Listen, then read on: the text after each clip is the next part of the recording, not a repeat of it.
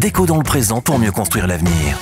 La chronique d'Interentreprise avec Francette Florimond. Bonjour, j'espère que vous allez bien. Changeons de sujet.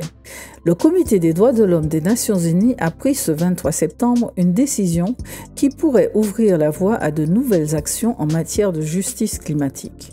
Ce comité est chargé de superviser l'application du pacte international relatif aux droits civils et politiques, un traité international entré en vigueur en 1976 et signé par 173 États, dont la France.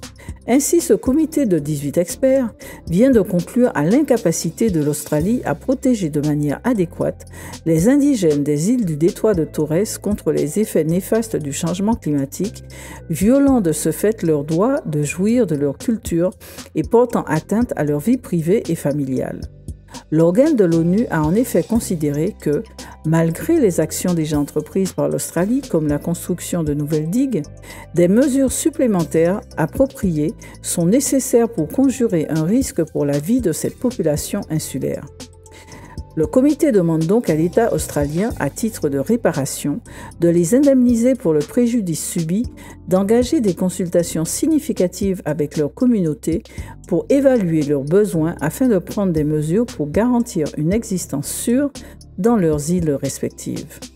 Le comité onusien de conclure, je cite, que les États qui ne protègent pas les individus relevant de leur juridiction contre les effets néfastes du changement climatique peuvent violer leurs droits humains en vertu du droit international. Fin de citation. Cette décision ouvre donc une voie permettant aux individus de faire valoir leurs droits là où les systèmes nationaux n'ont pas pris de mesures appropriées pour protéger les personnes des plus vulnérables sur la jouissance de leurs droits humains face à des impacts négatifs du changement climatique. Une décision qui peut concerner les territoires insulaires de la France, soumis à des aléas climatiques de plus en plus intenses, dus justement au réchauffement climatique. À demain, prenez soin de vous.